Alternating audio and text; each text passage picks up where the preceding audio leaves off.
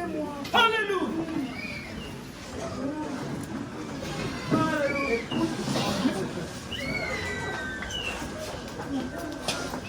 Alléluia. Alléluia.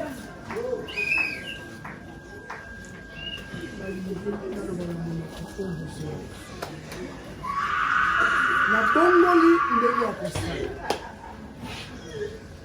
Namemi bino na mopanzi mosusu. Liboko na ngai ekiti. Opanga na ngai mpe ekiti. Moto na ngai mpe ekiti. Awa eza lisusu ntango batya moto maboko te babonga mpona awa ekomi na ntango soki mosali na ngai nasala namemi bino na virage mosusu eza kodépendre na motema ya moto engumba ya Kinshasa likabo na ngai basosola ya moto me bazotika basosola ya moto me ndambo ya bato oyo baye pembeni ya likabo na ngai botala liboko na ngai yango lopanga na ngai yango moto na ngai nyonso bokosala soki ofungoli motema okozwa amemi bino na etape mosusu na virage mosusu lelo osali na bango nayebisi komilela mpona finance mosala ozwi konzo okoma esika na esika présence na pesa amemi na koyebisa liboko na ngai epata na ngai moto na ngai na mosala na ngai mpe na mopanga kotumisama na finance malobana soki ofungela mpe nalobi oyo azokila akoso oyo abokauka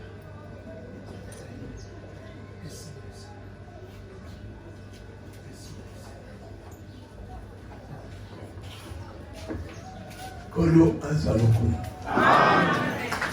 Asepeli kwa mwana.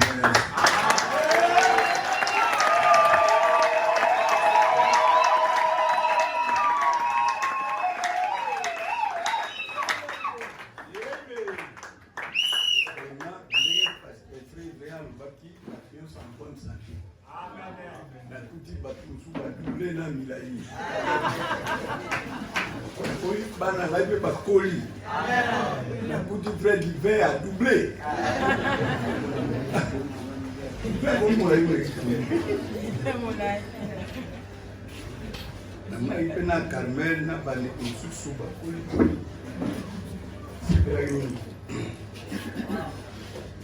Mawape na kuti ya mote. Amen. Amen. Amen.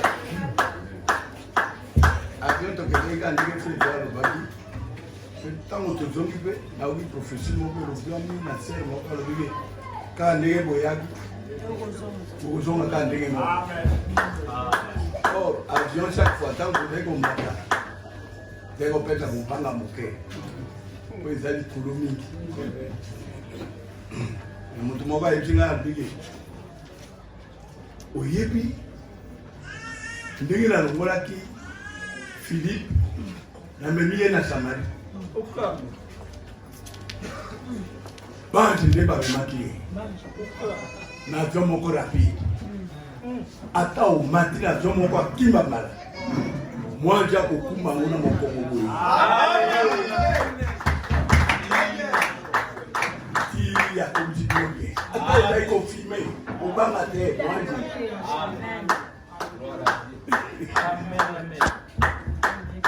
bon ezali komema eloko moko ekosunga bato makambo ya Nzambe ezalaka minene awa na nsima na ngai bozwi matanga mibale ya minene ya mpaka baruti na mpaka frank bapasteur eli bayebisi ngaki baancien bakufi à peu près 20.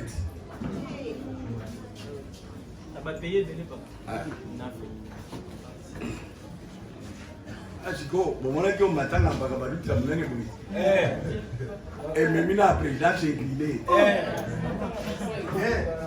or baprésident basinclinaka nde na bato ya politike mpo politike nde etili bango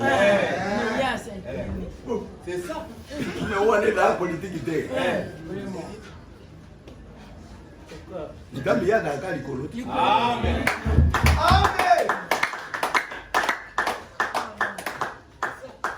mingi bakanzi malere me epa na nzambe eza nde ese ekomami na apocalypse tanga nanu na apocalypse 14 verset 13 elobi nini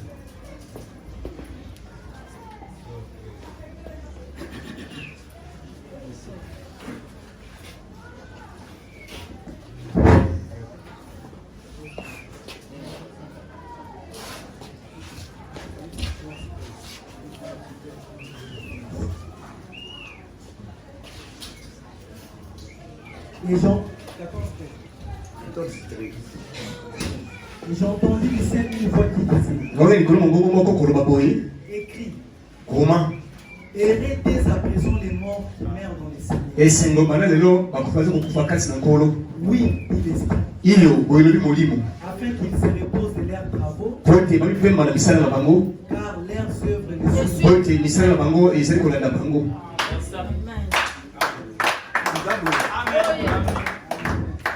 epala biso sikoyo malere me epa ya nzambe alobi na biso nde bozali na ese batravaille ale bapema na bango jérusa alobi papa baruti etale cgc abi olobi adepa cgc bajournaliste bakuti nga na boyende balobi bon souvent, vous les gens du message, vous disiez que parce que Baruti a remplacé William Branham. Les autres disent que non, c'est Frank qui a remplacé William Branham. Mais les deux sont morts. Vous, en tant qu'ancien, vous dites quoi?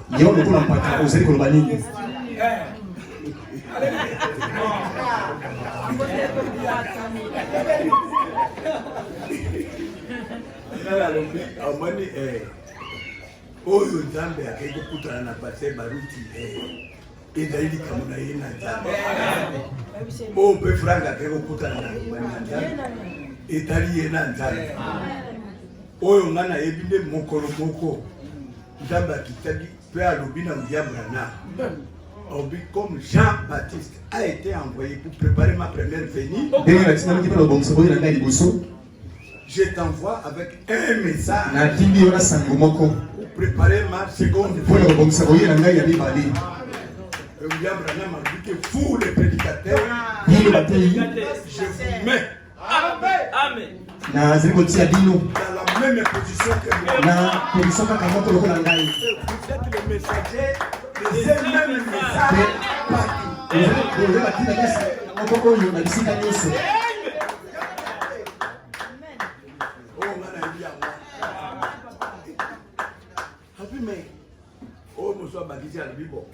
C'est comme si tu n'as pas compati ou participé à la malheur na bangote.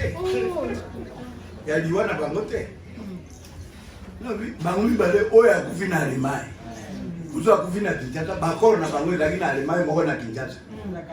Bon, ngana bwende tiko. Nake na matanga wapi pendant que sont des anciens. Il y a message. Motiko toke ni matangi panani. Bande kuna bango ya nzoto to mwasi na mobali eto bana na ye badala kana bwende te. Motiko toke na église mosusu.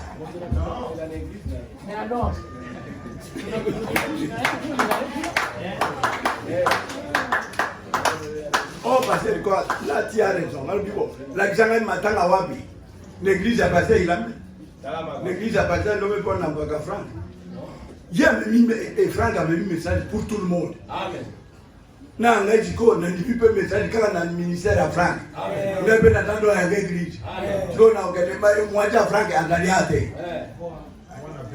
mwana be mwana te ko matanga za wapi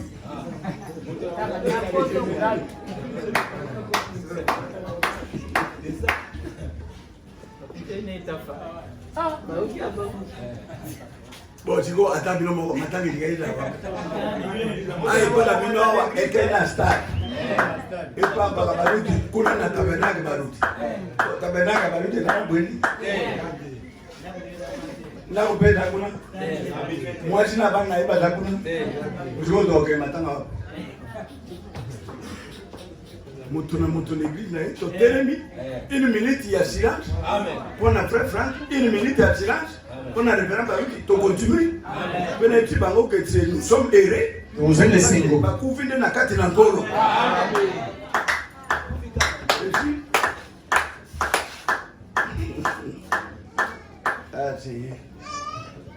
Kuna na bwende ogaji colonel asemi audience pa na ngai. Kwa kutana na ngai. Biso totenga no audience na kutana na colonel. Ndi bogo colonel ya bide bolukela nga audience soki ya koya manga. Dama tumura kama kanga.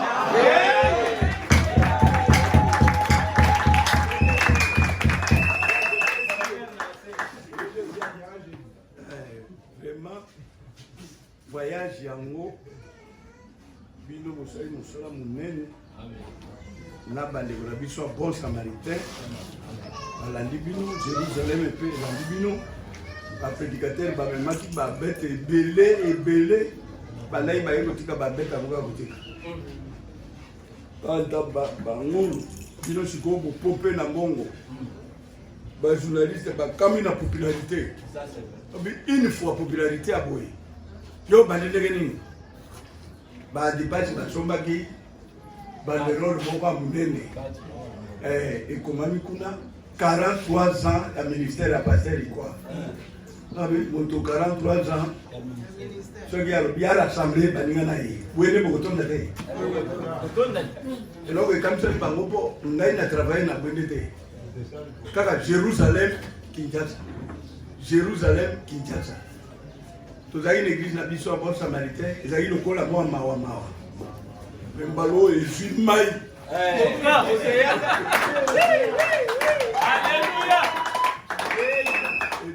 bamona kaka bango bajournaliste baoluka kaka natelema boye baprofite ata na pesi bongo te bakei kolekisa na information ka bango moko bakomi kopropage nasala ndesensele baleki na information o alobaki boye nasala nde boye baleki na information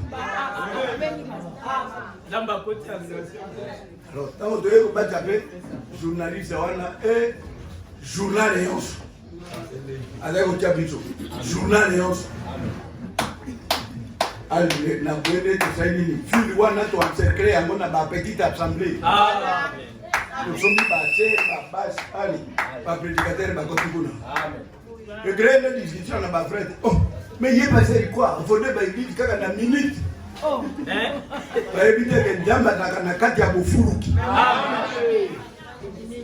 yalingaka dimine te soki oza na ministère ya bofuluki apesi mwasi na mobali mpo bata nini omonaka bambisi na mai na bajemi na bango combien de poisson na kati po nzambe azali nde bofuluki apesi yo mwana moko mwana wana fuluka yofuluka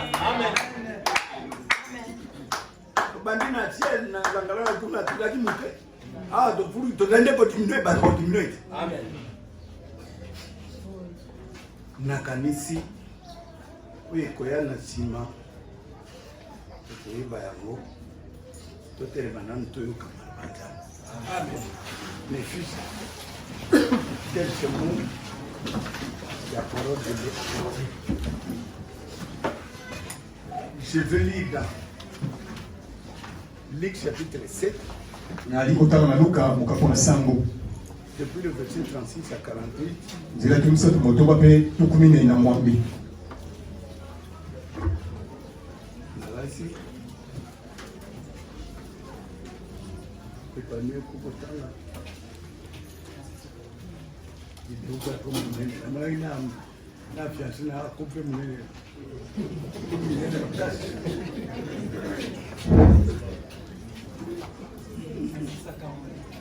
étant na 36 tosuka na 48 là où tes péchés sont pardonnés. Un pharisien pria Jésus de manger avec lui. Mon pharisien moko abondaki Yesu ete ali na ye.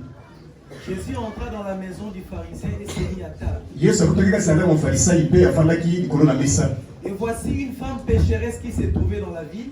Pe tala mwasi moko mosumuki wazalaki kati na ingumba wana. Ayant su qu'il était à table dans la maison du pharisien, Lokola ayebaki ete Yesu azalaki na mesa kati na ndako ya mofarisayi. apportant un vase d'albâtre plein de parfums. Ayaki na molangi moko oyo etondaki na malasi kati na yango. Et c'était derrière au pied de Jésus. Pe atelamaki avandaki kuna na nsima na makolo na Yesu. Elle pleurait et bientôt elle lui mouilla les pieds de ses larmes. Azalaki kolela pe soki aleli apangisoli ye ma na miso oyo boye. Puis les essuya avec ses cheveux, les baisa et les soignit des parfums. Apangisi na suki na ye pe apepui ye pe apakoli ye malasi. Les pharisiens qui l'avaient invité, voyant cela, Mofarisayi oyo abengaki ye ntango amonaki yango dit en lui-même, amilobaki boye kati na ye moko. si cet homme était prophète, Soki mobali oyo azalaki mosakoli il connaîtrait qui et de quelle espèce est la femme qui le touche. alingaki koyeba nani pe lolenge nini na mwasi oyo azali kosimba ye ndenge azali. Il connaîtrait que c'est une pécheresse. Alingaki koyeba ete mwasi oyo azali mwasi na mosumuki. Jésus prit la parole et lui dit, Yesu azima aloba pe alobi na ye boye, Simon, simona j'ai quelque chose à te dire. naza ngo maloba mpo na kolobela yo. Maître, parle, répondit-il. Alobi azoki te pe molakisi loba. Un créancier avait deux débiteurs. Moto moko azalaki na bato mibale bazalaki na ndembo na ye. L'un devait 500 deniers et l'autre 50. Moko azalaki na ndembo na ye 500 pe mosusu 5000. Comme il n'avait pas de quoi payer, Lokola azalaki na mbongo mpe na kofuta bandeko na bango te, il leur remis à tous dès leurs dettes. alimbisaki bango nyonso mibale bandeko na bango. Lequel l'aimera le plus? Akolinga nani mpenza mingi? Simon répondit, Simon azongisaki boye, celui je pense auquel il a le plus remis. nakanisi moto oyo alimbiseli ye nyongo ebele. Jésus lui dit, Yesu alobi na ye, tu as bien jugé. olobi mpenza malamu. Puis, se tournant vers la femme, Mpe abalukaki epai na mwasi, il dit à Simon, alobaki na Simon na boye, vois-tu cette femme? omoni mwasi oyo Je suis entré dans ta maison nakoti kati na ndako na yo, et tu ne m'as point donné d'eau pour laver mes pieds. opesi ngai mai te mpo ete basokola ngai makolo. Mais elle, Kasi ye mwasi oyo elle les a mouillés de ses larmes apolisi yango na pilizoli na ye, et les a essuyés avec ses cheveux. apangwisi yango na suki na ye. Tu ne m'as point donné de baiser, Opepwi ngai te, mais elle, depuis que je suis entré, kasi ye bandanga na koti elle n'a point cessé de me baiser les pieds. atiki te kopepwa ngai makolo. Tu n'as point versé d'huile sur ma tête. Osopi mafuta likolo na mutu na ngai Mais te, elle, kasi ye elle a versé du parfum sur mes pieds. asopi makolo na ngai malasi. C'est pourquoi je te l'ai dit. Yango mpenza nalobi na yo boye, Ses nombreux péchés ont été pardonnés. ebele masumu na ye elimbisami, Car elle a beaucoup aimé. po ete alingaki mingi, Mais celui à qui on pardonne paie un peu. kasi moto abebisaka moke alingaka mpe kaka moke. Et il dit à la femme, Mpe alobi na mwasi oyo boye, tes péchés sont pardonnés. masumu na yo elimbisami. Kolo apambola na ye. Tokole. Nzambe kotina biso toyeba kopamba liboso na yo. Totelemi awa kaka po ete kopesi likambo oyo tokoki kopartage biso mpe baninga na biso oyo okufelaki na ekulusu. Tosengi molimo mosantu na yo akamba mosala yango prédication matoi olobaki eti oyo nyonso osengi soki bondimi yango bokomona kokokisana na yo. Nayebi te nandimi ete moko na moko ayaki awa soki azalaki malade azala keri, soki azalaki na mawa azala konsole, soki azalaki na reketi azwa solution. Bakompagne biso na prédication oyo na baservice nyonso na kombo na nkolo Yesu. Amen. Tokoki kofanda. Je vais parler sur un petit sujet. Nali mwapo nalite ya moko ya mokuse tu ya moke. Nous avons tiré ça de la prédication de William Branham sur laver les pieds de Jésus. Tozio mbudo ita mosabi bwana oyo bengami kosokola makaka na Yesu. C'est là où je lirai, je crois, 2 ou 3 citations. Na kota magomba to misato na kati pona yango. Mais la leçon que je vais donner ce matin s'appellera baiser le Seigneur Jésus des pères qui ne s'irritent. na kopesa ngo kombo kopetuma kona Yesu soki te akosilika. Baiser le Seigneur Jésus kopetuma kolo Yesu des pères qui ne s'irritent. na kobanga ete akoka kosilika. Amen. Amen. Nous pouvons vivre en bonne et à difforme. Mais on ne sait pas si ton Dieu s'est irrité contre toi. Tu ne connais même pas. Dieu est invisible. Nous nous sommes charnels. Les décisions qu'ils prennent contre nous, toi tu ne sais même pas. C'est pourquoi Dieu nous demande l'humilité. Parce qu'on ne sait pas s'il s'est irrité quelque part. Amen. Amen. Et quand il s'irrite, il frappe. La mort, les maladies et beaucoup d'autres choses. Parce que même nous, devant nos fils, quand j'irrite, je m'irrite. Je dois les frapper. Mais tu sauras comment si Dieu s'est irrité contre toi. Du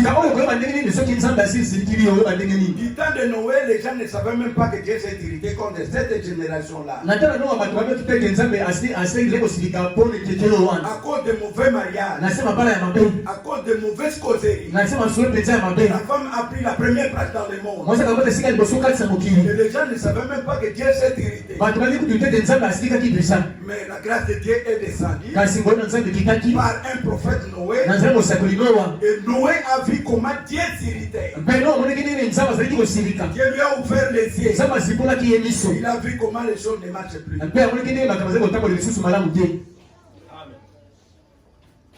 Et Dieu a dit à Noé, comme tu m'as vu, fais l'âge. Tout ce que vous voyez là, je vais les détruire tous. Je vais vous sauver, toi et ta famille.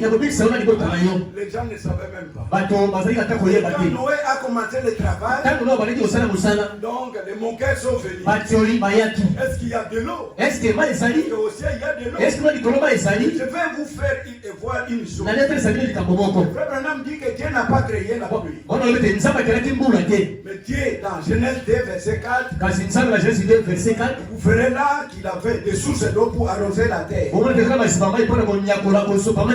Et après cette création-là, Dieu s'est arrêté. Et tout ce qu'il avait fait, il dit que c'était parfait. Donc Dieu n'a pas créé la pluie. C'est l'homme qui a créé la pluie.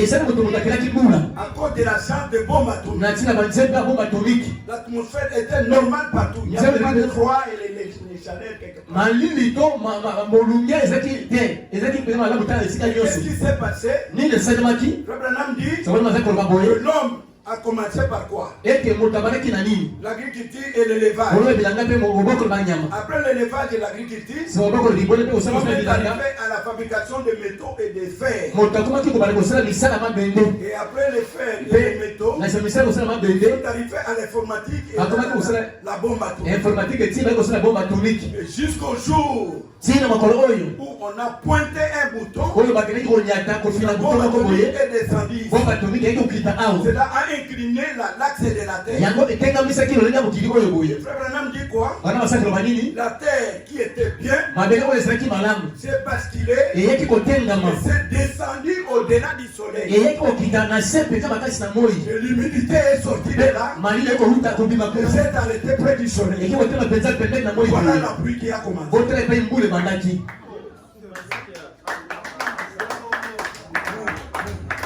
Jusqu'aujourd'hui, le climat n'est pas normal partout dans le monde. Il y a le froid de l'autre côté, la chaleur de l'autre côté. Entre les deux, et les couleurs ont Paris, ont à Paris. Les noirs, les bruns, les rouges, de mauvais climats. Regardez la pluie des saints.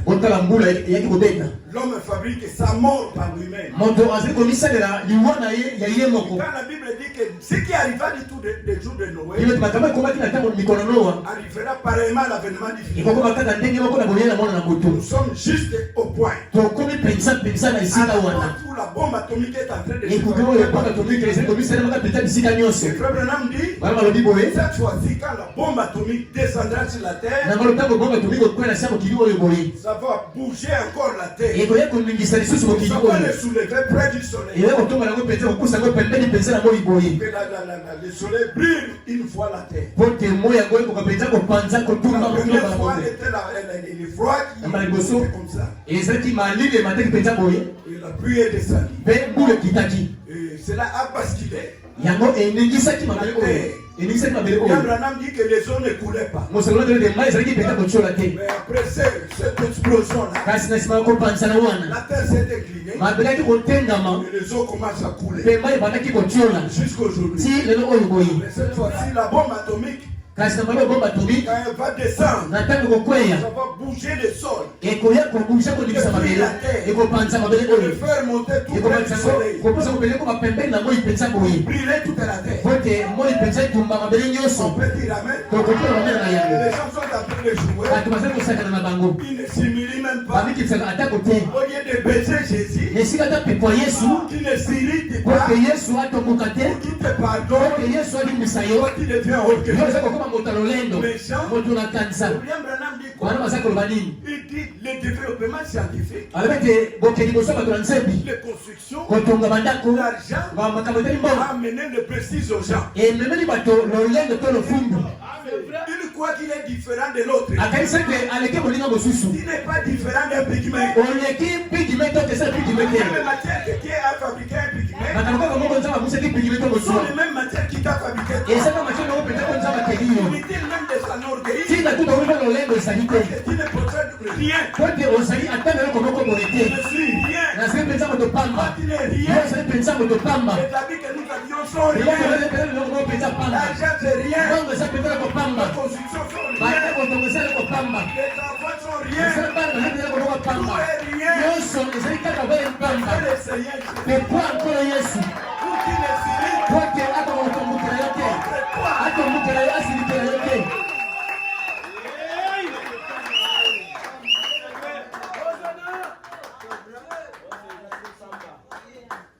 On voit ici des choses qui ne sont rien. Tozomona makambo etoni yo penza oyo ezali makambo ngo penza atina te. Je m'abandonne à lui. Na mikabi na mitikina na ye. Le corps. Nzoto ngo mobimba motema na ngai mobimba. Nyonso nakabi maboko na ye. Mais lui, Napesi epa na ye. nous retournons dans la scène Tozali kosonga kasi kati ya lisolo na biso. qui s'était passée Oyo esalemaki le jour na mokolo où ce oyo prédicateur-là, ce pasteur-là avait invité Jésus. pasteur wana abengaki Yesu. Frère Branham dit, Ndeko mwana bazali koloba boye. premièrement, Liboso nano il n'aimait pas Jésus. azalaki na ye kolinga Yesu te. On invite qui? Babengaka kasi nani? On invite ton ami, Babengaka nde moninga na yo. celui qui vous allez faire la communion avec lui, Moto oyo bokosolola esika moko mpenza na ye. dans les repas, Kasi na kolia.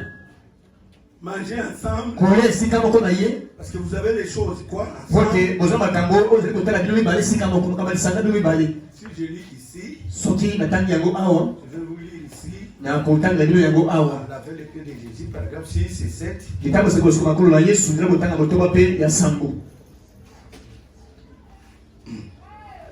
Comment ces pharisiens pouvaient-ils aimer Jésus? Ndenge nini mofarisayi wana akokaki kolinga Yesu?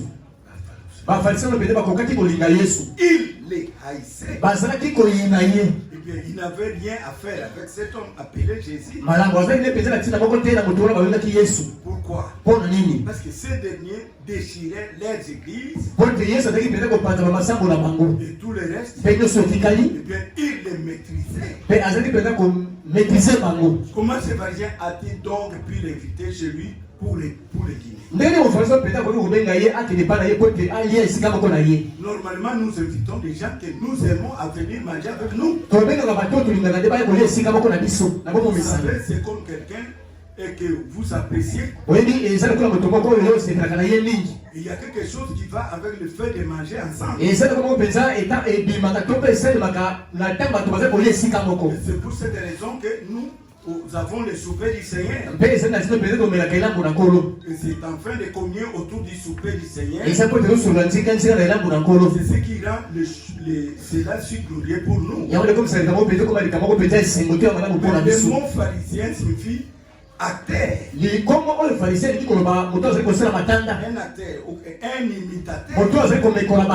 Et combien cela s'accorde avec parfaitement au terme moderne, l'hypocrite.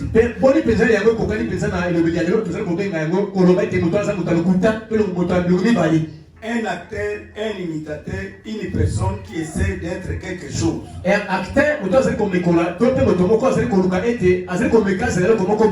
Ok.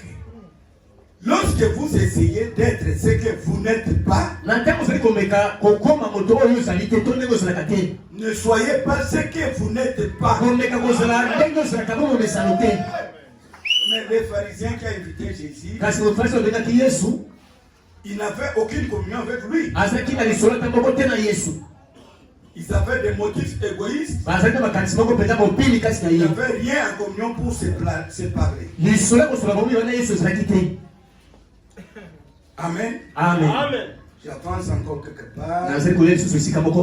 Pour paragraphe 12. Ok. Il dit,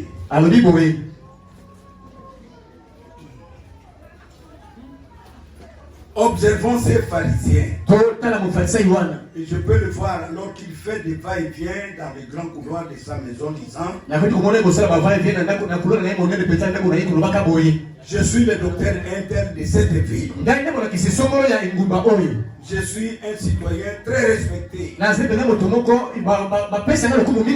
Ce que je dis à force de loi. Je suis un grand homme. Lorsque vous vous mettez à penser cela dans votre cœur, alors vous n'êtes rien de ce que vous devriez être, dit la Bible. Et lorsqu'un homme pense qu'il est tout simplement un peu meilleur que les autres, vous êtes en train de sortir du chemin, mon frère. On peut dire amen. Quand vous commencez à penser, je suis plus que les autres, vous commencez à quitter le chemin. La théorie de Jésus.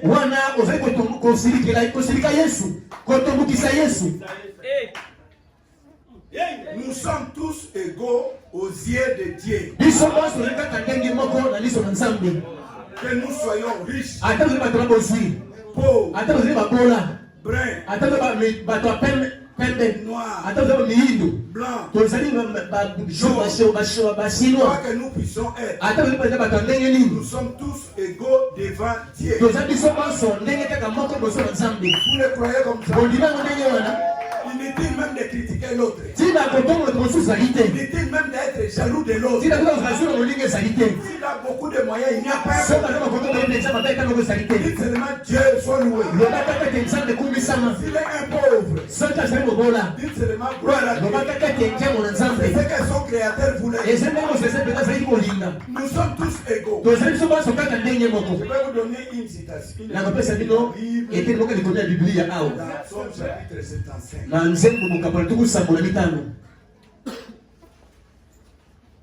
Merci Seigneur. Psaume 75. Ok.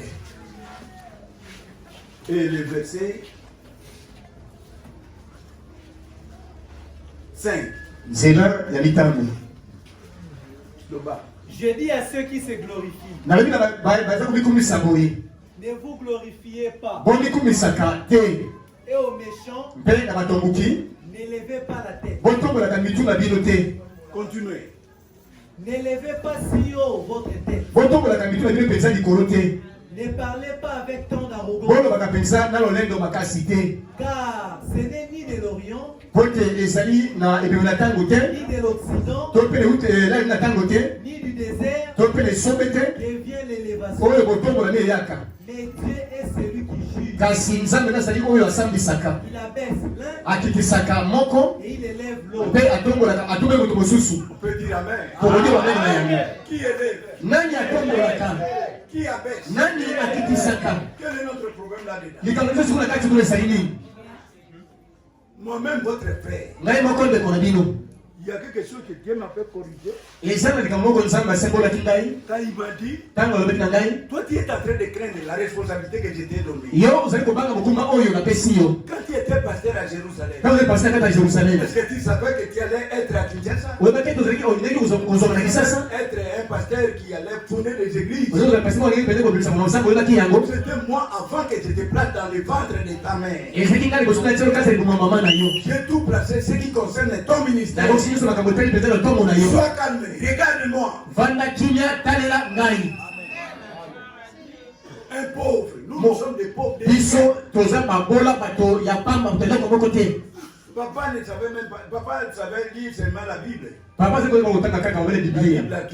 Bible Maman c'était un illettré. Ne savait rien écrire. Nous sommes nés dans la pauvreté. Or, il est écrit que dès la poussière, il est né. C'est pourquoi notre besoin, c'est quoi?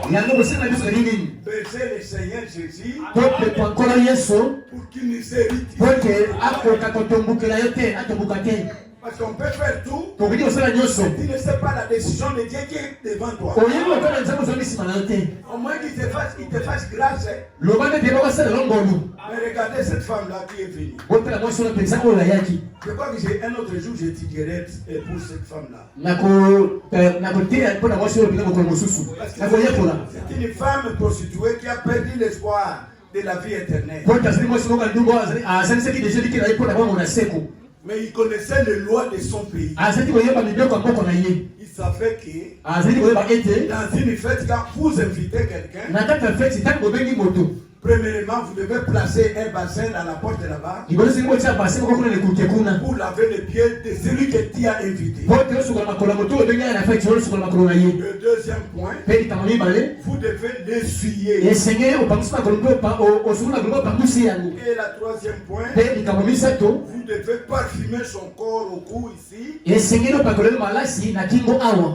la quatrième point, vous devez les baiser. Là, il se sentira à l'aise. Et il se sentira comme quelqu'un qui a été honoré. Il y a la peine quand quelqu'un est invité et on ne l'a pas honoré. On ne l'a pas lavé les mains. On ne l'a pas essuyé. On ne l'a pas parfumé. On l'a cloué quelque part. C'est ce qu'on a fait de Jésus. Jésus était assis sans honneur. Ok, il n'y a pas un problème. Mais la prostituée qui est entrée là a vu Jésus avec les pieds sales. Il n'y a personne qui l'a essuyé, personne qui l'a lavé, personne qui l'a parfumé. Oh, les gens-là ne connaissent pas cet homme. Mes frères bien-aimés, le corps de l'homme que vous voyez, le corps d'une femme que vous voyez, vous ne savez pas ce qui est dedans de lui. Oh, le Seigneur créateur de Dieu était là au fond. Personne ne le regardait. Mais la femme prostituée, vous savez que les femmes prostituées sont négligées partout dans notre église. C'est une prostituée. Moi je suis saint. Pendant que les prostituées, la prostituée a reconnu la personne. Et toi tu ne le reconnais pas. Comment il est prostitué? Le jour le créateur est entré sans un accueil. Ça l'a même frustré. Aujourd'hui, je crois dans les tourments que ces pharisiens traînent ce soir. Mais cette femme-là, quelque part, Frère Branham dit, c'était cette femme-là qui qui a rencontré Jésus oyo akutanaki na Yesu dans la pluie de Sicar là. kuna na libuyu ya mai ya Elle est Sikar sortie rapidement abimaki mpenza na mbangu parce qu'elle a reconnu la personne. kota ayebaki mpenza moto Pendant que des grands prédicateurs avec des soutanes ne connaissent même pas. bakende kaka basude mpenza bayingi ata mobali wana te Pendant que c'est eux qui l'invitent, déjà dit viens. natawo te baoyo baza koba te Yesu yaka Yesu Le yaka réveil vient. yaka Yesu Le réveil vient. bolamuki yaka Le réveil vient. bolamuki yaka Le réveil vient avec quoi? bolamuki eyaka na nini Le réveil vient avec des personnes. bolamuki eyaka nde na bato Et vous devez savoir qui étaient des personnes. osako bapeta moto azali Qui nani peut vous amener les réveils. soki omona bino peta bolamuki boyeba Si ye vous allez les rejeter parce qu'il n'est pas de votre groupe.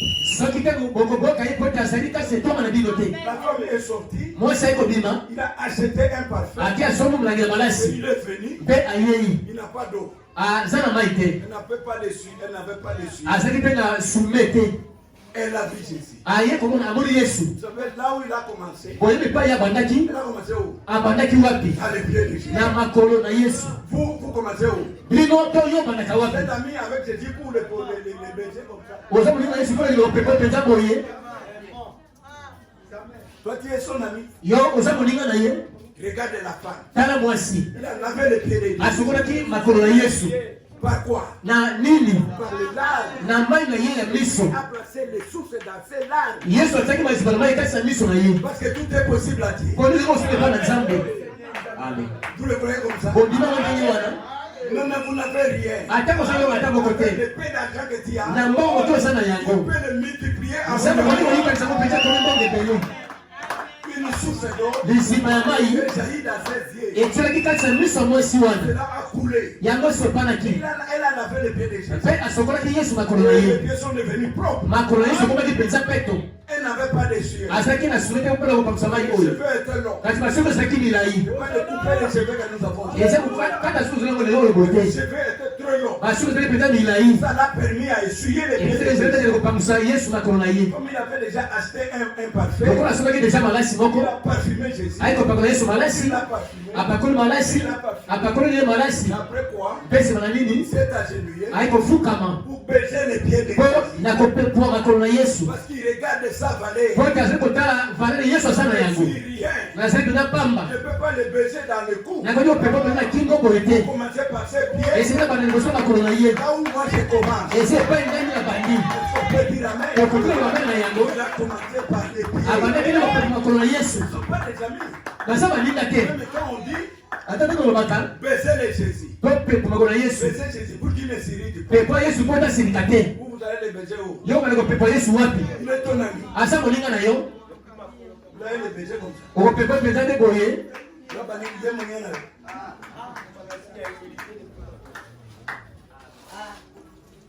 Amen. amen Mais la femme l'a baisé où? mwasi apepwaki ye wapi Depuis les pieds. banda na makolo kuna Est-ce qu'on peut dire Amen? tokoki amen na yango Mon frère Branham a dit, wana masaki oloba boye les chrétiens dans les temps de la Bible, bakristu na ntango na bibilia ils se saluaient comme ça. bazali kopesa mbote mpenza boye kopesa mbote na kingo boye Et frère Branham dit, mpe wana malobi boye ici au cou, awa na kingo ici, awa c'est là où sort l'odeur. ezali mpe wapi solo ebimaka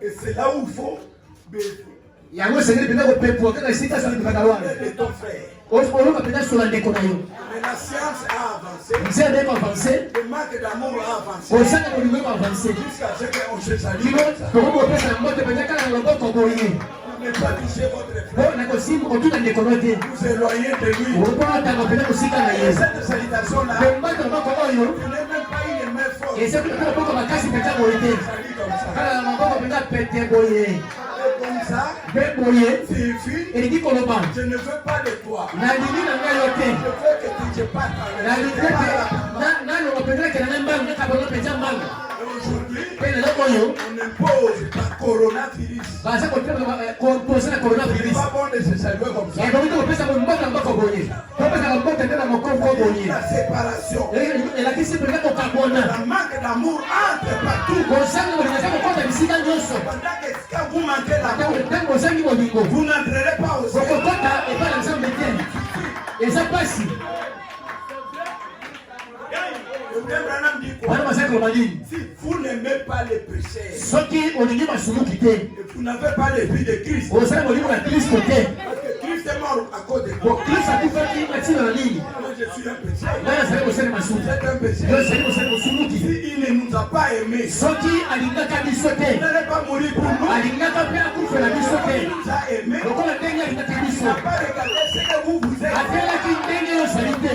Vous aussi, Mpe yo mpe. si vous avez l'esprit de Christ, Soki oza komona Kristo kati na ne yo. regardez pas votre frère et ce qu'il est. Kotala ndeko na yo na ndenge oyo ezali te. Embrassez-les. Yamba ye. C'est l'amour qui couvre toute multitude de péchés. Bolingo na yo epesipaka ebele mpenza na masumu.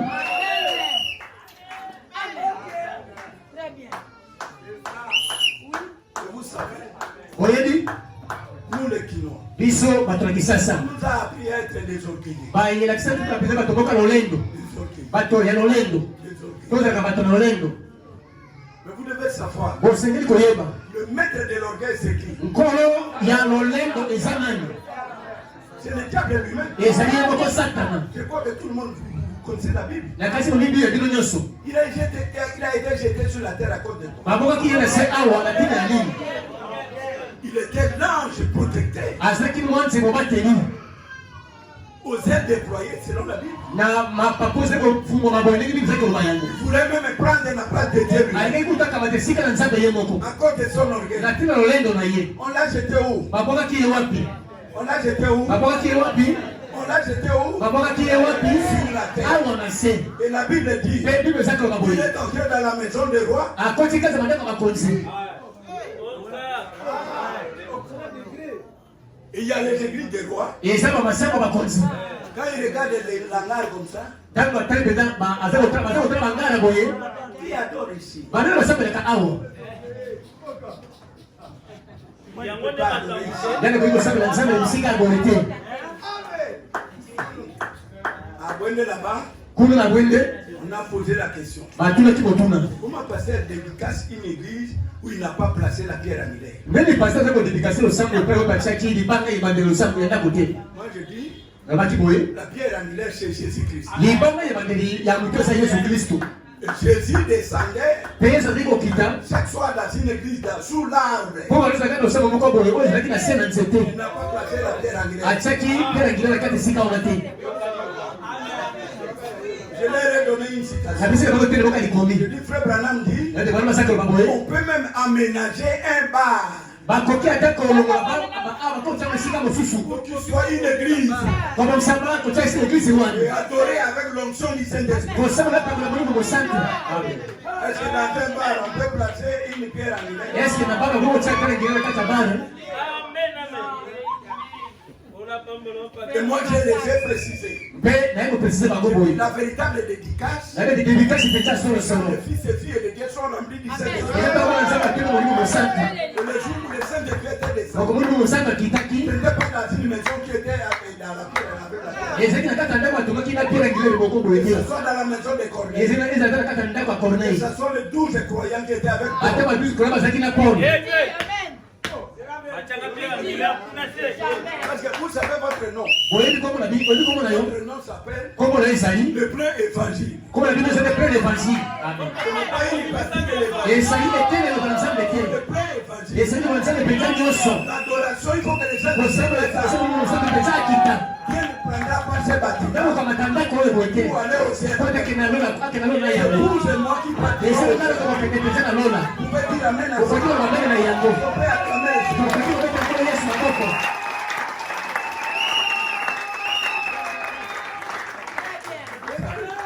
C'est dans la Bible. Ezali kati ya Biblia. Dans 9, Matthieu 9, Na Matayi mokapo na libwa.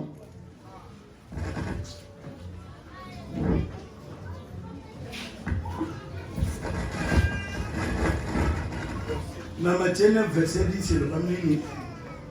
Matayi libwa na nzela ya zomi. Comme Jésus était à table dans la maison, Wana ezalaki Yesu na mesa kati na ndako. voici beaucoup de publicains et des gens de mauvaise vie vinrent se mettre à table avec lui, avec ses disciples. Tala bato ya babo mabe mpe na bafutisi mpako bayaki kofanda na mesa esika moko nzela bayekoli na ye. Continue. Les pharisiens dirent cela Emonaki bafarisai ndenge wana et ils dirent à ses disciples, balobaki bayekoli na ye boye. pourquoi Votre maître mange-t-il avec des publicains et les gens de mauvaise vie? Mpona nini nkolo na bino azali koyela bafuti mpako esika moko mpe na bakongoli bato bomoi mabe? Parce qu'un pharisien, je ne veux pas que vous soyez des pharisiens. nalingi te ke bino bozala bafarisai, nalingi te Parce que les esprits, les hommes meurent. mpo te bato baza kokufa Mais les esprits ne meurent kasi pas. mikili ekufaka te. On peut être un pharisien pendant que tu es croyant du message. olingi ozala mofarisai na ntango ozali mondima sakomala ozali Ils mofarisai sont très nombreux partout. baza mingi na bisika nyonso bafarisai wana Ils rejettent les gens. baza koboya bato. Ça, c'est la vérité. La réponse de Jésus était quoi? Parce Il y avait ce- que les pharisiens étaient étonnés bafarisai mpenza bakamwaki pendant qu'ils voyaient que Jésus mangeait na avec ntango les mpe publicains, baza komona yesu kolia esika wana bakongoli mpako futi les mpako prostituées, basi na ndumba les koulouna. bakuluna. Hein? Jésus, bon. La réponse de Jésus était quoi? C'est que Jésus a entendu. oyo yesu alobaki yango mpe alobaki boye Ce ne sont pas ceux qui se portent bien qui ont besoin de médecins, Voilà. ezali bato baza na nzoto ekoloba te bazala kosenga baminganga mais les malades. kasi nde babeli On peut dire amen. tokoki komamene na yango Ces prostituées-là, ete basi na ndumba wana koulouna, bato bakuluna ces gens-là, bato oyo bomoi mabe wana ces filles, ya bomoi mabe n'ont wana pas la parole, Bango baza liloba te n'ont pas la lignée, baza na pole te n'ont pas la vie éternelle. baza na bongo na seko te Mais quand ils voient un homme kasi ntango babeli mobali moko qui possède Jésus, oyo aza na yesu kristo kasi na ye ils apportent pour trouver leur guérison. baza koya po te bazwa lobiko na bango. Ah bon? Ah, Otigo, il y a un maladie. nakati nani monga ka moko ambiso tata. Papa ikwa. Naza na ba pantalon boye, nazalaka na pantalon. Kunepa bino bana bazali basi. Baya na pantalon te. Na lukatiki moko ya kitoko. Mpona ya. Ayo kaka na ebie na bi ozali kosala ke soki salite esili nde nakei na mai. Ça. La femme là, au caca. Salite soki esili nakomi propre. Nde nalobi otyelanga mai na solo. Obeli malade pe olobi te malade oyo esila. Après nakende na Saint Joseph. Est-ce que vous croyez que Jésus c'est le médecin? bondimi te yesu aza ye monganga Mais le médecin reçoit qui? minganga bayambaka banani Ils sont les malades. bayambaka babeli Tu fais la guérison. soki babika mayanga bango Trouve la vie éternelle. oke bazwa bongo na Ils seko soient sauvés. babika Ils sont les saints bazwa molimo mosantu deviennent des bons citoyens. bakoma bayimboka mpenza ya maleo mpe ya solosolo. Un jour, ça va Encore le sous-sous. en fait monter Jésus là. Où? Ils ont fait dans Matthieu. totanga na matayi Matthieu 4, matayi na mokapo na minei verset 5. nzela ya kotanga ya minei ya mitano. Amélie. Les diables et les transporteurs dans la ville sainte les plaçaient sur le haut du temple. Ce n'était pas Dieu qui les conduisait. ezalaki nzambe azali kotambwisa ye te Diable, C'était le diable qui l'amena quelque part. nzambe moto amemaki ye esika moko kuna Il les plaça où? Il les plaçait sur le haut du temple. atiaki ye kuna na songe ya tempelo Ok. Et il dit, Et lui dit, mpe alobi na ye boye si tu es fils de Dieu, soki ozali mwana na nzambe jette-toi en bas. omibwaka na se Car il est écrit, mpo ekomami ete il donnera des ordres à ses anges à ton sujet, akopesa mitume bazali na ye na likambo tali yo et ils te porteront sur les mains, mpe bakomi na yo maboko na bango de peur que ton pied ne heurte contre une pierre. nakobanga te makolo na yo ebeta libanga moko tuka libanga moko boye. ok. Et il dit, Jésus lui dit, yesu alobi na ye boye il est aussi écrit, ekomami mpe boye tu ne tenteras point le Seigneur ton Dieu. okomeka yawe nzambe na yo te. Boyogi titre appelle diable. Comment on a nani? Ton Dieu. Le Seigneur ton Dieu. kono yawe nzambe na yo Jésus a été fils de Dieu. Il répond lui-même. azosoloba ye moko wana Répétez dans le amour. yesu azokiseli maloba boye Il est aussi écrit, ekomami mpe boye tu ne tenteras point le Seigneur ton Dieu. ete okomeka yawe nzambe na yo te. Qui était son Dieu là? sikoyo nzambe na wana ezalaki nani? Est-ce qu'on peut acclamer? tokoki kobeta nkolo yesu kristo maboko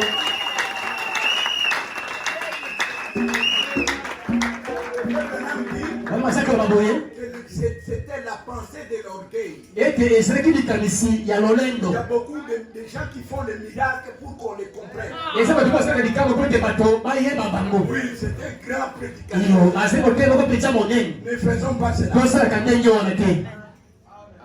Amen. Regardez comment Jésus a ouvert les yeux de quelqu'un. botala ndenge nini yesu afungolaki moto moko miso Dans un endroit, vous allez voir que Jésus dit, ne dis à personne. esili moko ete yesu alobi ete boyebisa bobetela moto ata moko lisolo na makambo oyo te. Bokanisi moto lokola Jésus ye nzambe aya kosukola makolo ya biso awa. La simplicité à Dieu. Yani yada ndenge nini atandi makolo. Allez. Père yaka. Voyez venir le soir. Ah, il t'a. Jean, allez vite vite. Venez. Parce que là maître na vie. Là, c'est là qui Sukola na makolo. il n'a pas fait ça. C'est l'orgueil qui tue l'œuvre de Dieu. lolendo moto ezali koboma mosala na nzambe. L'orgueil qui amène à Jésus d'être irrité contre lolendo toi. ezali kotina yesu ete asilikela yo Sois abaissé. omikitisa omikitisa Et vous allez voir que Dieu n'a pas de colère contre toi. mpe komona ete nzambe akosilikela yo te. Vous allez voir même dans la Bible omona kati ya bibilia comment Dieu a pardonné beaucoup de gens. nde nini nzambe alimisaki bato mingi Ils se sont humiliés. po ete bamikitisaka. Regarde même Ézéchiel. botala tako ya ezekieli Il a produit des larmes. abimisaki mpenza mai na miso Je ebele lui a dit que je vais les retirer. ntango tobaenalengeli mpenza ekamata yo Il a fait que son tête soit contre l'ennemi. alelaki mpe atiaki elongele mpenza na miri Il a pleuré. alelaki mpenza mingi. Oh Dieu. nzambe Il sait que j'ai marché droit dans oyebi le ete chemin. natamba mpenza sembo na kati ya nzela na yo. Tango ami kitisi. Ndama saini. Atongoli. Basilie makolo. Basilie mikolo. Vous ne savez même pas s'humilier devant tout frère. oyebi ete kolukisa liboso ya ndeko na yo te Devant votre sœur. liboso ya ndeko na mwasi oyebi kolukisa te ozali mpenza nani boye Une monte de fer. ozali kaka ebolo moko apamba na mbele oyo D'ici quelques jours, tu peux pourrir. na nsima mikolo okoki kopola na yo Tu n'es rien. ozali mpenza pamba ntina te Sois humilié. omikitisa Et Dieu va vous sauver. wana nde nzambe akopesa lokumu À cause de l'orgueil, na ntina lolendo tu peux même rejeter ce qui apporte Jésus. okoka te koboya ekonyamba baza komemela yesu Regardez ces pharisiens qui orgueilleux. otala mosala bazali mpenza moto lolendo ofasai Ils ne wana comprenaient pas que son créateur était là. ayebi teke mosala mpenza azalaki deja À wana cause de son orgueil. na lolendo mpenza na ye nyonso wana.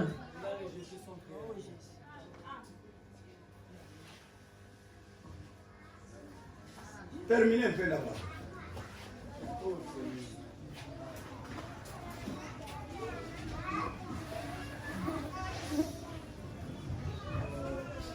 Les diables les transportant encore sur une montagne très élevée. Satana amaki ye lisusu likolo na ngomba moko ya molai makasi Lui montra tous les royaumes du monde et leur gloire. atasaki ye babokonzi nyonso ya mokili mpe na bankembo na yango Et lui dit, mpe alobi na ye boye je te donnerai toutes ces choses nakopesa yo biloko nyonso oyo si tu te prosternes et m'adores. soki kaka ofukami mpe obumbameli ngai. Frère Branham dit tous les royaumes. ozote babokonzi nyonso Je te donnerai 2 États-Unis. nakopesa yo États-Unis, France, Angleterre, Afrique du Sud, L'Allemagne, nakopesa yo Allemagne, l'Afrique. nakopesa yo Afrique. Parce que toute la politique est dirigée par le diable lui-même. politiki nyonso ekamisa ekamami na satana ye moko. Tu t'agenouilles devant moi. soki kaka ofukami liboso na Je ngai te donne tout cela. nakopesa yo nyonso oyo ozali La komona. réponse de Jésus était quoi? Jésus lui dit, yesu alobi na ye boye retire-toi Satan, longwa pembe na ngai satana. Il lui a donné son nom. apesi ye kombo na ye. Son nom s'appelle qui? kombo na ye eza nani? Satan. satana. Quelque chose qui ne se conforme pas avec la parole de Dieu. eloko moko ezali kobalana te ngai liloba na nzambe Appelez ça Satan. mpe ngai yango satana. amen. Il faut bien donner le nom. ezali bila kopesa yango kombo nango ndenge esengeli. Ça apparaissait non. ezali komonana lokola te. Identique à la parole. ekolo mpena liloba Ce n'est pas identique à la ekolo mpena na liloba te. Satan. ezali satana. Nous avons suivi même la bande des frères Branham. toleka ta bana ndeko branam Le jour de mercredi. mokolo na mercredi Il a dit que cela vient de la politique. alobi ete ate uti na kati ya ngamba politike C'est un groupe de ate uti na etonga maka bato Ce losambo n'est pas la parole de Dieu. soki ozali liloba na nzambe C'est te une semence de discorde. na ezali mombota ya Et yikiyiki c'est Satan qui a placé la mpe semence. sene bakatisaki mombota mpena discorde wana. Au jour qu'il a verset 11.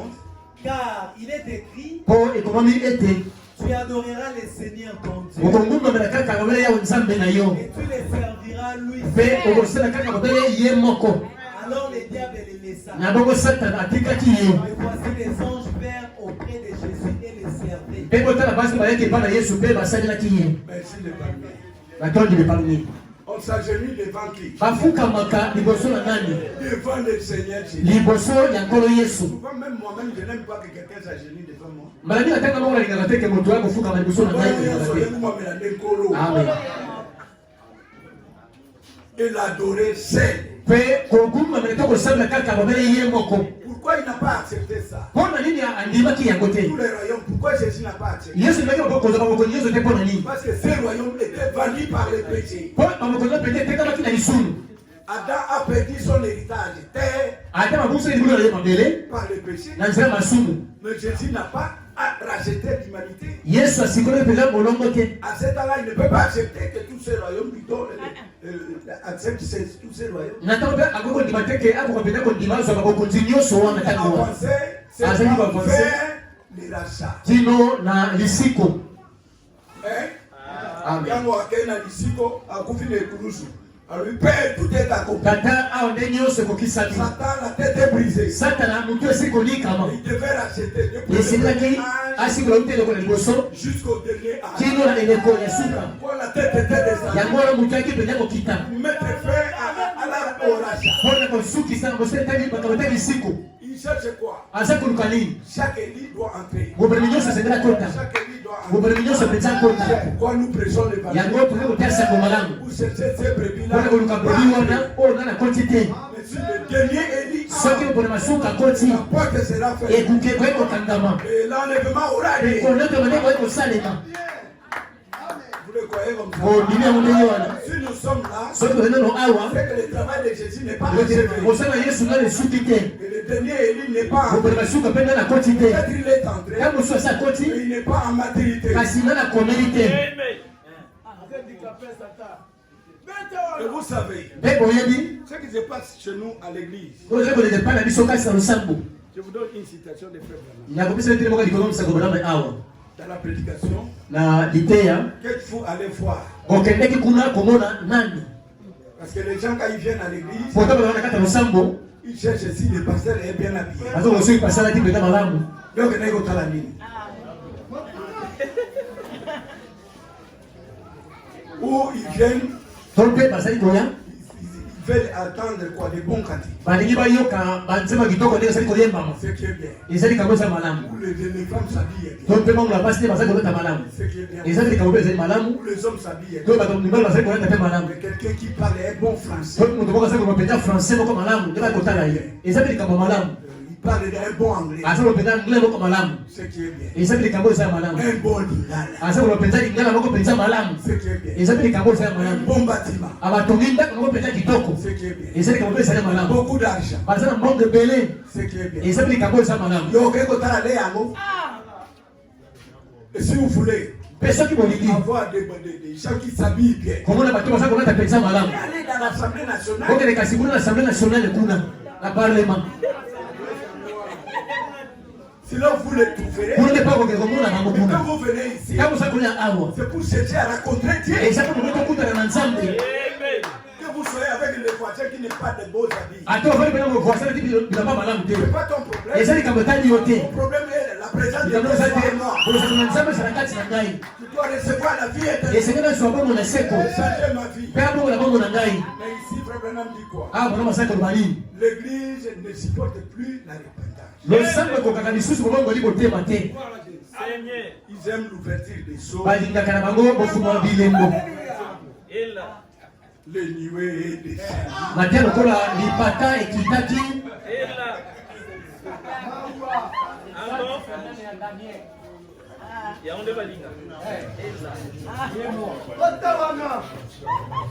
Paragraphe 21, il dit nzela kotanga mpe bana moko asali koloba boye si son message de Jean-Baptiste est tellement dit sango na ye ezalaki mpenza makasi que cela a secoué les contrées. na ndenge te yango emingisaki mpenza etuka wana Hein? Voyons ce qu'il a prêché. botala oyo ateyaki La première chose qu'il a prêché à tout était Et là, quand les boissons, il y a quelqu'un qui peut dire les bandes des qui vont poser le thème. C'est quoi la contrée? Il y a un ministre qui peut dire tout va mobimba. C'est la repentance. Et ça, il va poser le thème. Et frère Branham dit, Voilà, ma sacre, le baboué. et la repentance C'est pour poser le thème. aveugle toujours les yeux de l'incrédule ou du membre de l'église. Et le magasin, on y a nous sommes aussi qu'on dit, il y a un mot dans le sambo. Et on a un mot de Ce que vous un membre de l'église, ce qui va comment dire repentance, à son petit besoin de mater assez.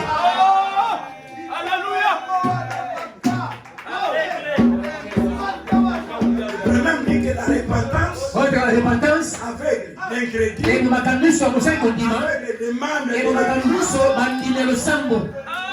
Et c'est comme nous avons mis ça.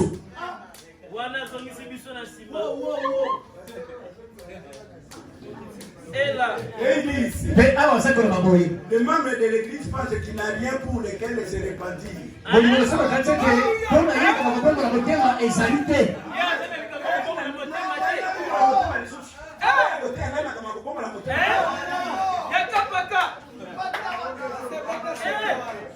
Et quand cette personne ou ces personnes arrivent au point où elles pensent qu'elles n'ont rien au sujet duquel se repentir,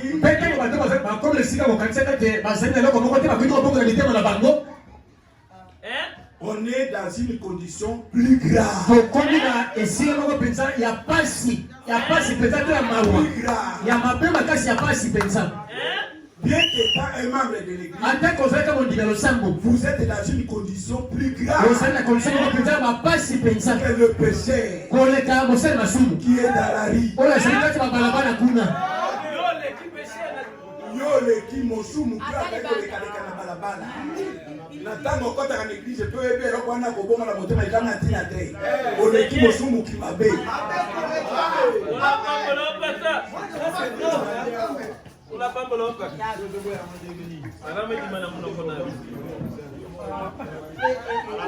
Il ajoute.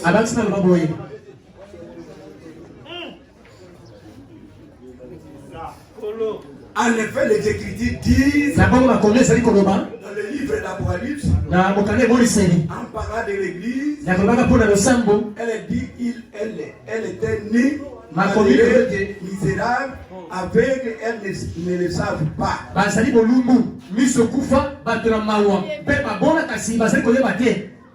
Eh bien, si un homme se trouve dans la rue, aveugle, ce serait horrible. Si il était pauvre, ce serait horrible. Horrible. Mais quand il ne sait pas, c'est misérable.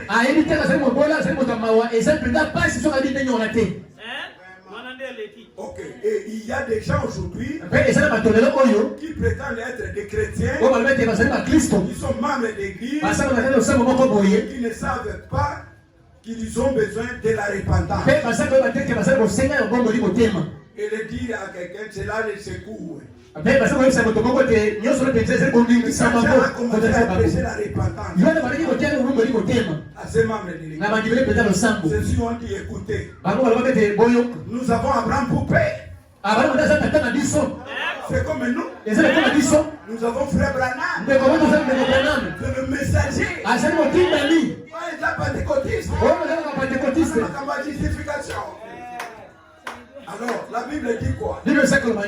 Par ces pierres-là, Dieu peut susciter deux véritables. Branham se répandait à chaque instant. Paul se répandait à chaque instant. Vous dites que vous n'avez pas besoin de la repentance. Toi, tu es qui? Pourquoi Dieu ne se manifeste pas? Il n'y a pas la bonne repentance.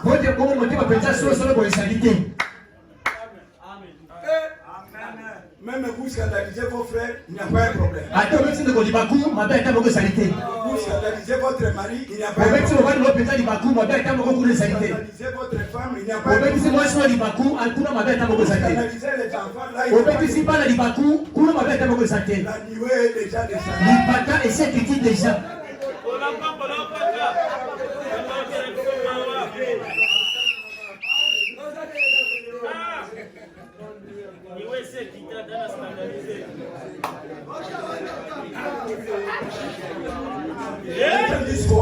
Nous n'avons pas besoin de ces prédicateurs sauvages qui sortent du désert.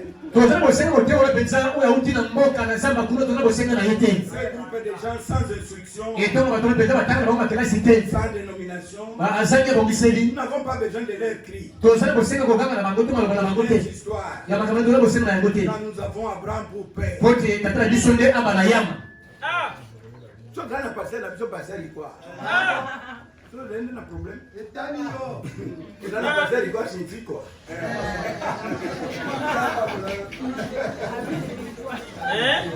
Nous sommes les croyants du message.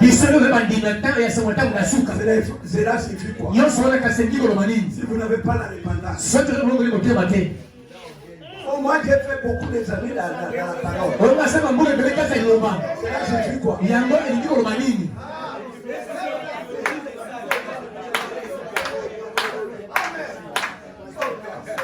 On essaie de cogner les péchés. Toi tu ne regrettes même pas. Parce que je suis croyant, la lumière est déjà descendue. Tu es hypocrite.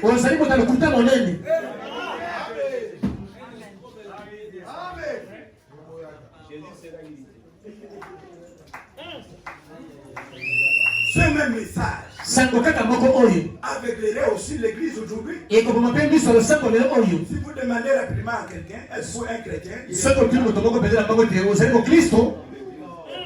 Posera vite la question. De quelle dénomination êtes-vous?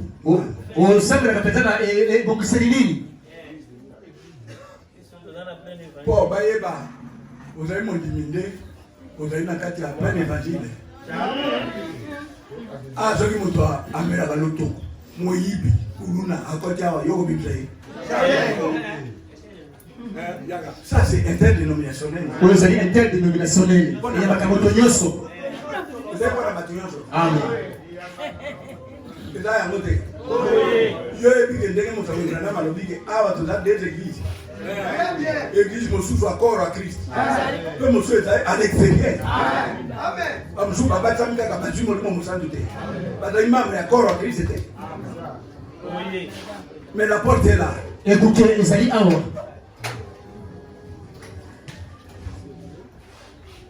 Je suis baptiste. Nazali Moïlisoni. Ou n'importe quelle église à laquelle on se trouve être affilié. Bon, c'est ce qui est à notre.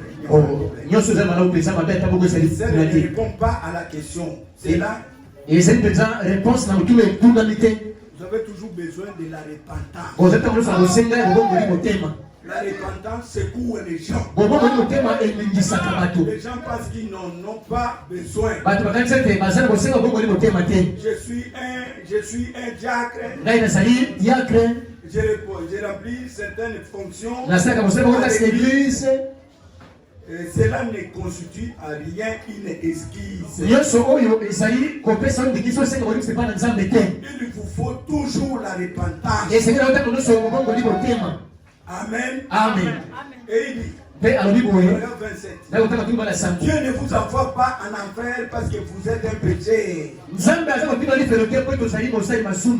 vous envoie en enfer parce que vous ne voulez pas vous repentir et accepter Christ.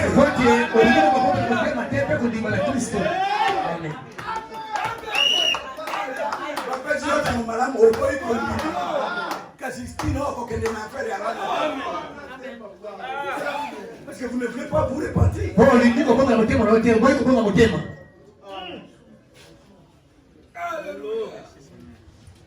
Et vous refusez de prendre la bonne voie. Et vous vous envoyez vous-même dans le tourment. Et vous envoyez votre propre âme à la destination éternelle sur base de la liberté que vous avez. De choisir vos propres convictions. Dieu n'envoie personne en enfer. Il ne l'a jamais fait. Il ne le fera jamais. Les hommes vont eux-mêmes en enfer parce qu'ils refusent la repentance. Prendre la voie d'Israël. Dieu est patient. Il ne veut pas qu'aucun périsse.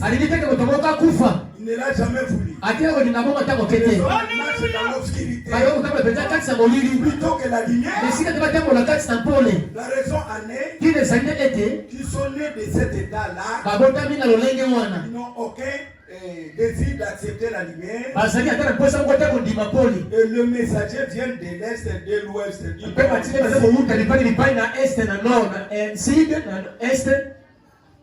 Jette des barrières. Bazali ko bakila bango bipekiseli. Des services de cantiques. Ba misala ko yeba manzembo. Des témoignages. Ba matatoli. Il prêche sur la foi du péché. Bazali ko kia pona nzela mosumuki. Et délibérément le péché passe au travers. Ampe na attaque patrik kasinde mosumuka za ko leka nzela mosusu na ndenge na yebo ka Donc yebi. que Dieu est responsable ou coupable. Na bo nzamba za ko sa ko bela tsina makambo no so wala sema Dieu est bon nzamba za malamu. et plein de Pe miséricorde. akonda pesa na mawa. Il ne voulait pas qu'aucun père. Alikete ko toko abungana. Mais l'homme veut être Kasi moto yebo ka lingia sala. perdu lui-même. Alingia ni bunga yemoko. Parce que c'est son désir. Ko te sali posa le loko moto. Il refuse de marcher dans la lumière. Apa ko tango la kasi na pole. Et c'est ce qui lui se perd. E sali ndenge baza ko kende ko bungana. Très bien. Malamu. Et Jean était contre cette prédication intellectuelle. Bato bate yuani atenda kidi kawe peta ya mayela mutu ya bongo wana. Il n'avait aucune instruction. Azali atanga ta klasi moko boete. Et aussi donc, il ne pouvait pas bénéficier de la coopération. Akokaki pe ko sala moko kati boyo kanina bato wana te. Moko ya tina etaki nini? Kaka repentance mon frère tete. Je te le crois ici comme avec au fungula bilemo.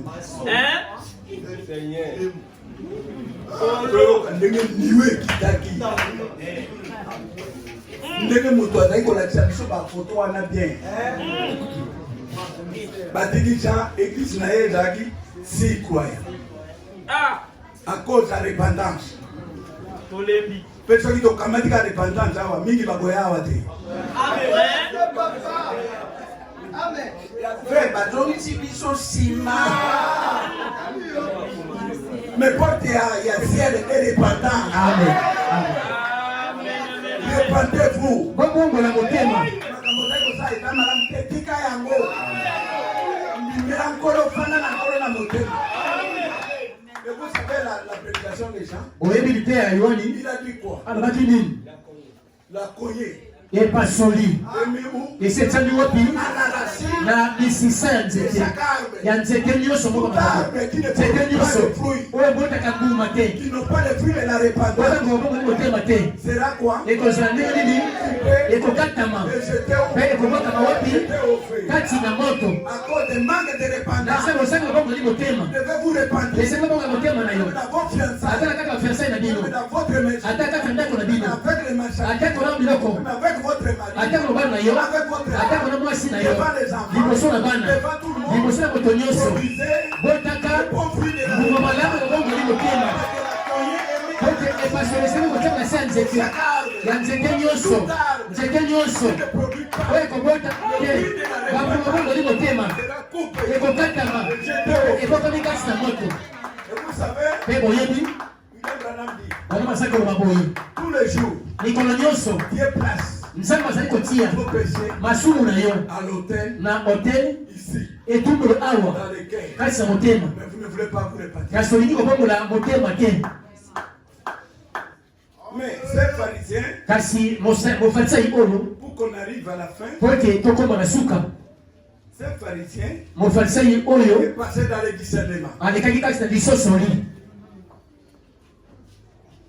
Depuis que je suis arrivé ici, Banda nakoti awa a dit Jésus, nde nyonso olobaki tu ne m'as pas accueilli, oyambi na yo ngai tu ne te. m'as pas accepté. Oyambi na yo ngai te. Tous les critères Bamakambo nyonso que tu devais remplir, oyo osengelaki kosala c'est la femme prostituée qui a rempli. ezali mwasi na ndenge moto asali yango. Mais pourquoi tu m'as invité? Sikoyo mpo na nini obengaki nga nai ya Mais tu es d'abord tombé sur la loi de l'invitation. okwei liboso na mobeko ya invitation. Parce que la loi de l'invitation dit quoi? Oyo mobeko invitation elobi nini? Laver les pieds, Kosokola makolo, baisser, kopesi invité, kopesi kotie malasi, embrasser tous ces sujets. koyamba nyonso wana mpenza. Mais toi, tu n'as pas rempli ça. Kasi yo osali nyonso wana Et te. la personne qui ne m'a pas invité Moto oyo abengaki na ye ngai a te rempli toutes les cases. asali makambo nyonso wana mpenza mpo na Et il ngai. a tourné vers la femme. Mpe molelo elongi epai na mwasi Dès maintenant, alobete banda lelo les péchés sont pardonnés. masumu na yo elimbisami. Le frère Branham dit, Je ne veux pas nalingi ke ete me placer. boti ya ngai L'évêque de Rome. evêque ya Rome Et l'archevêque de Jésus. archevêque ya mboka Je songolo veux que Dieu prononce. nalingi ete nzambe Tous aloba tes péchés sont ete masumu na yo nyonso elimbisami embrassés Jésus. botala yamba yesu C'est Jésus. mekwa yesu Pour qu'il ne sirie que po ete atombokela yo te il te prononce. po ete ayebisa yo Tous tes péchés masumu na yo nyonso elimbisami nzambe apambola bino.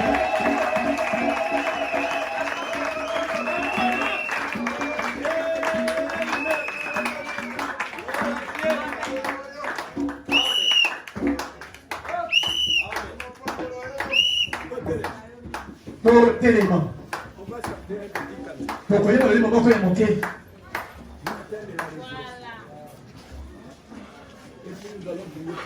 mpesi bato kobondela nzambe biso baso elongo.